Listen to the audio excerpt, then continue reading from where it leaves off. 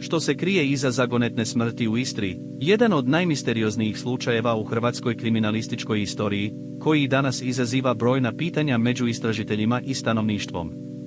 Na kraju ću ti pokazati kako su lokalne vlasti i stručnjaci pokušali da rasvijetle ovaj slučaj, ali i zašto mnogi detalji ostaju nedostupni javnosti. Ovaj kanal, Trag tame, donosi vam detaljne analize i rekonstrukcije najmračnijih događaja koji su potresli svet. Istraga je počela kada je pronađeno tijelo mlade žene u jednom od uvala Istre. Prvobitno se pretpostavljalo da se radi o nesretnom slučaju, ali kako su se pojavili novi detalji, postalo je jasno da je riječ o mnogo kompleksnijem slučaju. Žrtva, koja je bila u ranim 20. bila je turistkinja iz druge evropske zemlje, a lokalne vlasti su bile pod velikim pritiskom da riješe slučaj i osiguraju bezbednost turista u tom području. Istražitelji su započeli sa detaljnom analizom mjesta zločina, prikupljajući svjedočanstva svih koji su mogli imati ikakve informacije o događajima koji su prethodili smrti. Međutim, brzo su se suočili s brojnim pitanjima. Naime, tijelo žrtve je pronađeno u stavu koji je sugerirao da je možda bila ubijena na drugom mjestu, a zatim prebačena u uvalu gdje je pronađena. Ovo je dovelo do još veće zavjere i potvrdilo teorije da se možda radi o profesionalnom gineru zločina.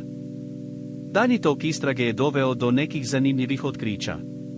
Pronađeni su dokazi koji sugeriraju da je žrtva imala neke nepoznate kontakte u Istri, možda čak i neprijatelje koji su joj mogli namjeriti da joj nanese štetu.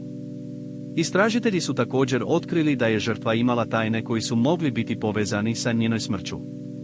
Međutim, detalji o tim kontaktima i tajnama ostaju i dalje nepoznati javnosti, što je dodatno komplikovalo slučaj. Kao što smo vidjeli u brojnim drugim slučajevima, detalji su sve u istrazi.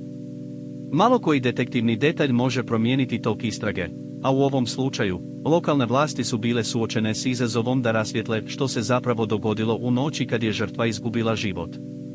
Kako smo spomenuli, detalji o mjesta zločina kao i informacije o nepoznatim kontaktima žrtve još uvijek nisu objavljeni, što je otvorilo mnoga pitanja o eventualnim zakonskim postupcima i mogućim zakonskim posljedicama.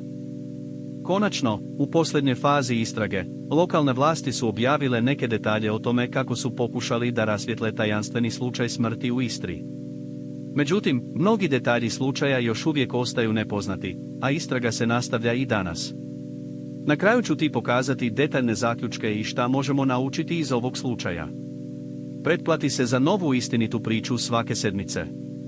Zaprati Trag tame i uključi zvonče.